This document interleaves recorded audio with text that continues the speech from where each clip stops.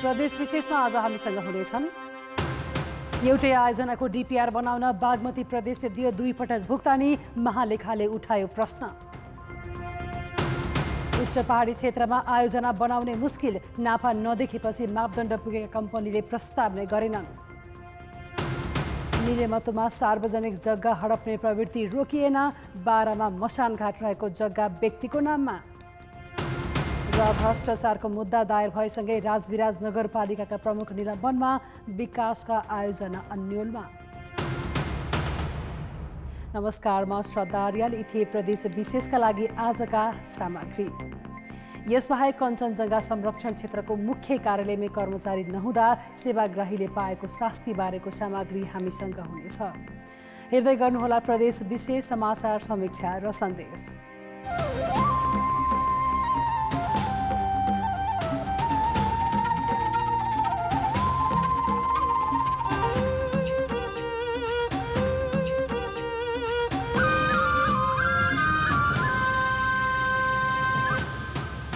प्रदेश विशेष presented by Asian paints.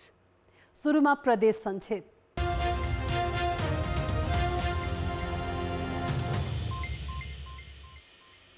अत्यधिक गर्मी बढेपछि रूपन्देहीका स्थानीय तहले विद्यालय बन्द गरेका छन्। गर्मी बढेपछि सिद्धार्थनगर नगरपालिकाले आजदेखि 1 हप्तालाई नगरभित्र रहेका सामुदायिक र संस्थागत विद्यालय बन्द गरेको छ। अन्य स्थानीय तहले पनि वर्षे बिदाबाट कटौती गरेर विद्यालय बन्द गरेका छन्। लगातार बढिरहेको तापक्रमले विद्यार्थीलाई प्रतिकूल असर परेपछि विद्यालय बन्द गरिएको हो। अहिले तराईका जिल्लाहरूमा अधिकतम तापक्रम 39 डिग्री सेन्टिग्रेडसम्म पुगेको छ। करिब 3 हप्तादेखि पानी पर्न नसक्दा तापक्रम क्रमिक रूपमा बढिरहेको छ। अघिल्लो आर्थिक वर्ष सम्झौता भएका काभ्रे र भक्तपुरका 100 भन्दा बढी आयोजनाको 20 करोड 27 लाख रुपैयाँ भुक्तानी हुन सकेन। बागमती प्रदेश सरकारका मुख्यमन्त्री तथा मन्त्री परिषदको कार्यालयबाट अघिल्लो आर्थिक वर्षको अन्तिममा 513 वटा टुक्रे योजनाका लागि बजेट विनियोजन भएको थियो। तीमध्ये 108 वटा योजनाको 20 करोड 27 लाख 12,731 रुपैयाँ भुक्तानी रोकिएको पूर्वाधार विकास कार्यालय धुलीखेलले जनाएको छ। महालेखाको सफ्टवेयरमा गडबडी भएकाले अन्तिम समयमा भुक्तानी गर्न नसकिएको पूर्वाधार कार्यालयका अधिकारीहरूको जिकिर रहेको छ। कञ्चनपुरको महाकाली नदीमा 1.5 दशक अघि बनाएको झोलुगे पुलको मर्मत सम्हार झारा टार्ने काममै सीमित भएको छ। 2061 सालमा निर्मित झोलुगे पुलको मर्मतका नाममा लाखौं खर्च गरिए पनि पुलको अवस्थामा खासै सुधार भएको छैन। 1.5 किलोमिटर लामो पुलका नटबोल्ट, पाता लगायतका सामग्री खुकुला भएका छन्। 2 वर्ष यता यो पुल मर्मतमा 1 करोड भन्दा बढी खर्च भइसकेको छ। हामीसँग बाँकी नै छन्। कञ्चनजङ्घा संरक्षण क्षेत्रको मुख्य कार्यालयमै कर्मचारी बस्दैनन्, सेवा लिन सदरमुकाम धाउनु पर्ने बाध्यता। मिलेमतोमा सार्वजनिक जग्गा हडप्ने प्रवृत्ति रोकिएन, बारामा मसानघाट रहेको जग्गा व्यक्तिको नाममा। प्रदेश विशेष प्रेजेंटेड बाय एशियन पेंट्स। प्रदेश विशेषमा पुनः स्वागत छ। सरकारी काममा कतिसम्म लापरवाही हुन्छ भन्ने उदाहरण बागमती प्रदेशमा देखिएको छ। बागमती प्रदेशको भौतिक पूर्वाधार विकास मन्त्रालयले एउटै आयोजनाको डिपिआर निर्माण गर्न 2 पटक रकम भुक्तानी गरेको पाइएको छ। महालेखा परीक्षकको कार्यालयले यस विषयमा प्रश्न उठाएको छ। हेटौडा कुलेखानी काठमाडौँ जोड्ने पोष्टबहादुर बोगटी सुरुङ मार्गको डिपिआर निर्माण गर्दा लगातार 2 वर्ष भुक्तानी गरिएको छ। सुरुङ मार्गको डिपिआर निर्माण गर्दा पहिलो पटक 1 करोड 39 लाख र दोस्रो पटक 54 लाख रुपैयाँ भुक्तानी गरिएको महालेखा परीक्षकको कार्यालयको वार्षिक प्रतिवेदनमा उल्लेख छ। सञ्चालन नै नभएको आयोजनाको डिपिआर रिभ्यूमा मन्त्रालयले खर्च गरेको भन्दै महालेखाले प्रश्न उठाएको हो। अहिलेसम्म त्यो प्रोजेक्ट चाहिँ कार्यान्वयनमा गएको छैन। कार्यान्वयनमा जानलाई बजेट व्यवस्था पनि भएको छैन। तर 2 चोटि त्यसलाई चाहिँ एकचोटि परामर्शदाता लगाएर डिपिआर बनाइयो, अर्कोचोटि त्यसैलाई परिवर्तन गर्ने गरी त्यसलाई चाहिँ के भयो मूल्याङ्कन गर्ने गरी फेरि पनि लगाइयो। यसको चाहिँ कार्यान्वयनमा गएको छैन भन्ने मात्रै विरोधी छ। यसैगरी मदन भण्डारी स्वास्थ्य विज्ञान प्रतिष्ठान अन्तर्गत रहेको हेटौडा अस्पतालको भवनको डिपिआर गर्दा समेत 2 पटक रकम भुक्तानी गरिएको छ। सामाजिक विकास मन्त्रालयले स्वीकृति गरिसकेको डिपिआरका लागि भौतिक पूर्वाधार विकास मन्त्रालयले पनि 16,60,000 रुपियाँ भुक्तानी दिएको छ। मन्त्रालयले भने निर्माण गर्ने स्थान परिवर्तन भएकाले दोस्रो पटक डिपिआर गराएको दावी गरेको छ। पहिला सामाजिक विकास मन्त्रालयले त्यो डिपिआर गरेको थियो, पछि त्यो अहिले चाहिँ भौतिक पूर्वाधार विकास मन्त्रालयमा आइसकेपछि त्यसको साइड चेन्ज भएकोले त्यसको चाहिँ फेरि रिभ्यू गर्नु परेको, त्यो दोहोरो भुक्तानी भएको चाहिँ होइन। डिपिआर निर्माण र वातावरणीय प्रभाव मूल्याङ्कन गर्दा मन्त्रालयहरूबीच समन्वय नहुँदा दोहोरो भुक्तानी हुने गरेको पाइन्छ। महालेखाले संसदको सार्वजनिक लेखा समितिलाई समेत सरकारका खर्चलाई कानुनसम्मत बनाउन, निगरानी र अनुगमनलाई प्रभावकारी तुल्याउन सुझाव दिएको छ।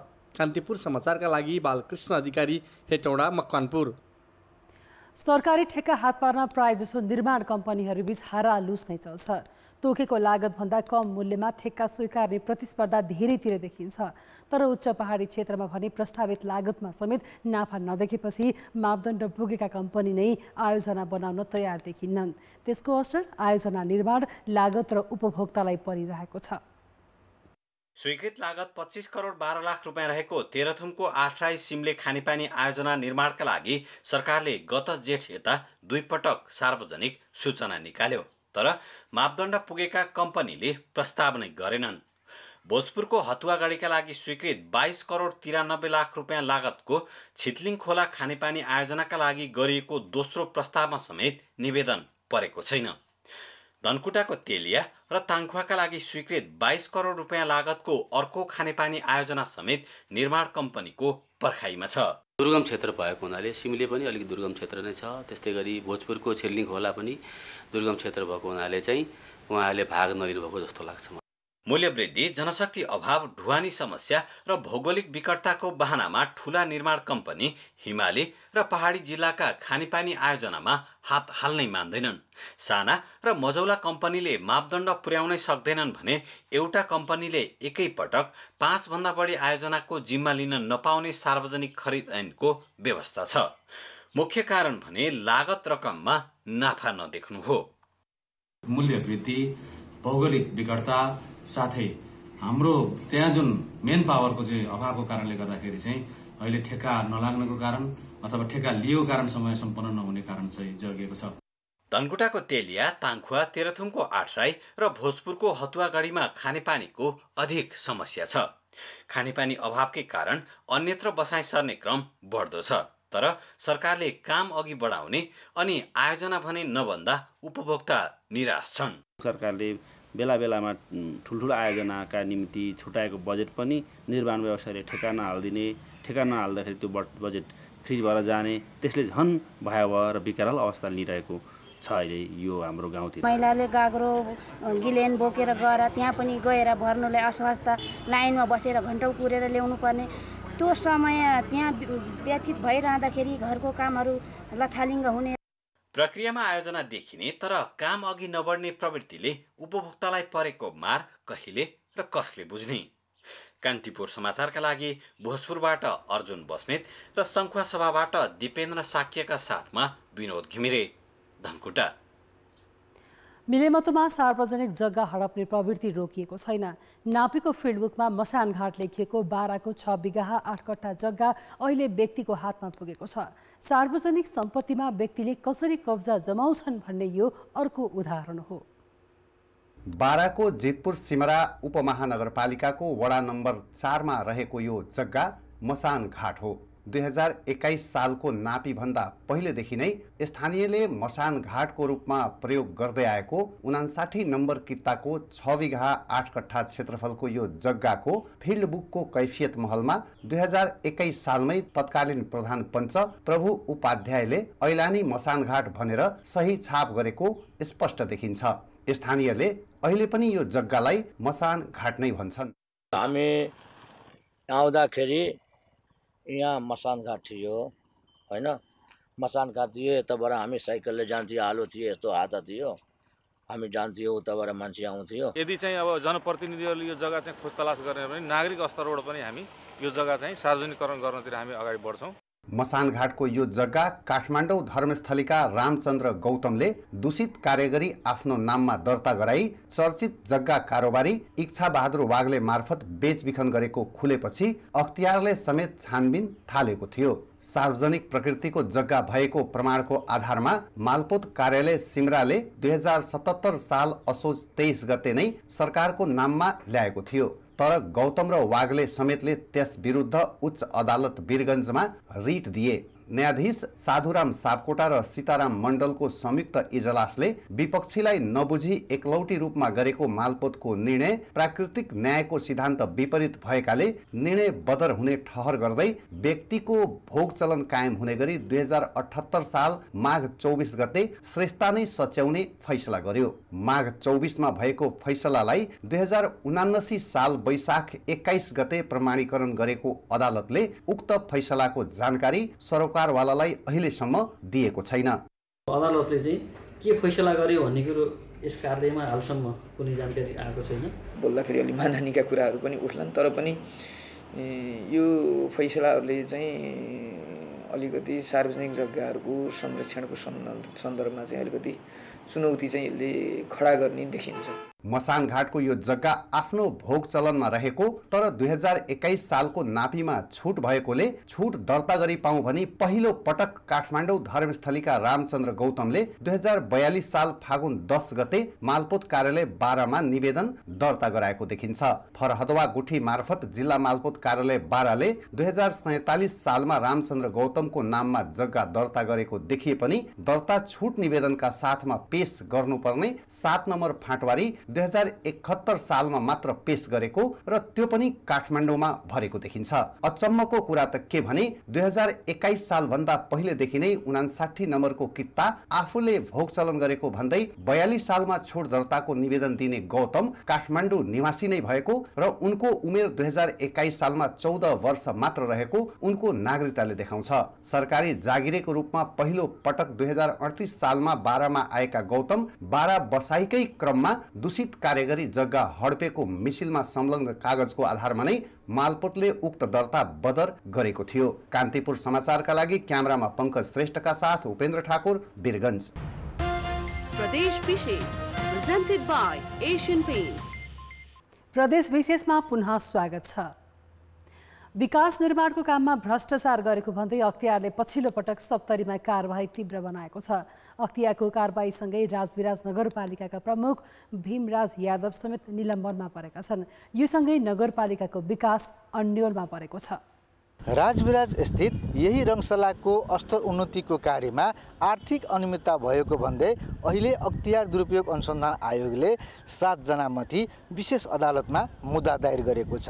आर्थिक वर्ष 2073-74 मा 42 लाख रुपैयाँको बजेटमा सप्तरी जिल्ला खेलकुद विकास समितिले राजविराज स्थित रङसलाको अस्तर उन्नति गरायो। माटो पुर्ने र पर्खाल मर्मत समार कामको टेन्डर स्थानीय गहिल कन्स्ट्रक्सनले 14,26,000 मा र उदय निर्माण सेवाले 23,74,000 मा पाएका थिए। 14 लाखको काममा 12,23,000 भुक्तानी पाएका गहिलका तत्कालीन सञ्चालक भीमराज यादव अहिले राजविराज नगरपालिकाका मेयर हुन्।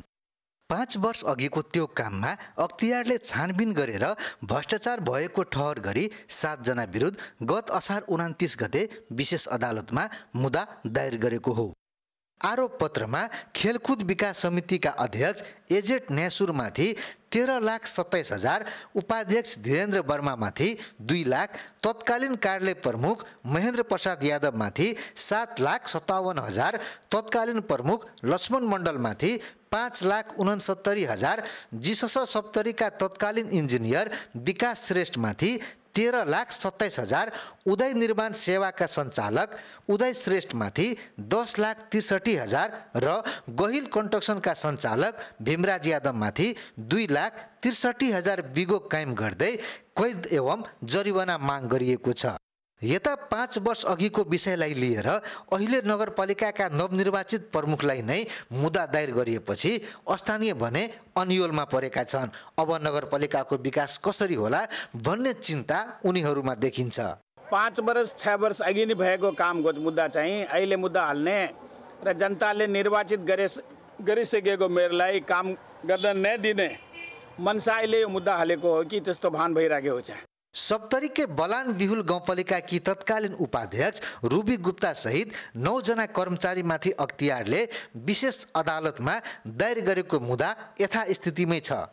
अख्तियारले वास्तविक भन्दा नापी किताबमा बढी देखाएर भुक्तानी गरेको भन्दै 10,05,000 असुल उपर तथा कारबाहीको माग गरेको हो। तर अख्तियारले पनि दपेचकै आधारमा केही योजनाको मात्रै अनुसन्धान गर्ने गरेको स्थानीय अगुवाहरूको भनाइ छ।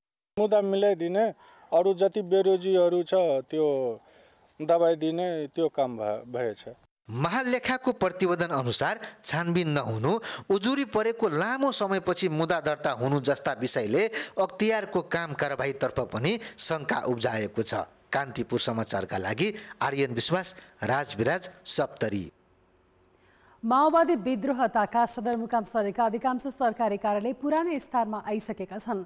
तर ताप्लेजुङको लेलेपलाई मुख्य आधार बनाएर सञ्चालित कञ्चनजङ्घा संरक्षण क्षेत्रको कार्यालय अझै सदरमुकाम फुङलिङमै छ। ताप्लेजुङको लेलेपमा करोडौं रुपियाँ खर्चिएर बनाइएको यो 4 तले भवन कञ्चनजङ्घा संरक्षण क्षेत्रको मुख्य कार्यालय हो।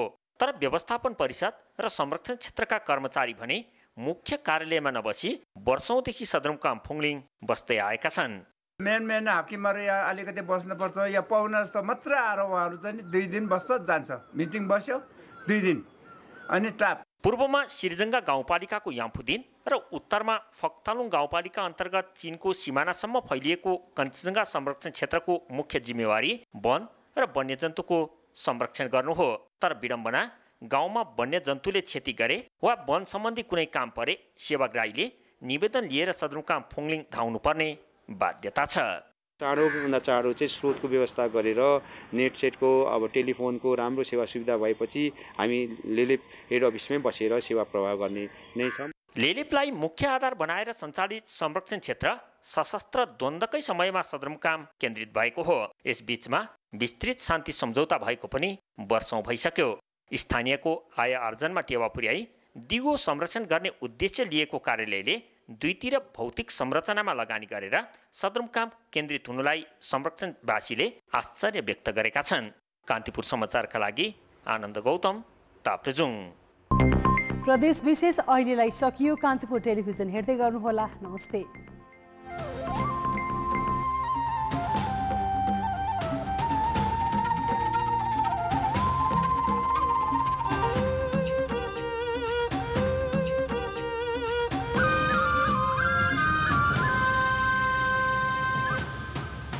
प्रदेश विशेष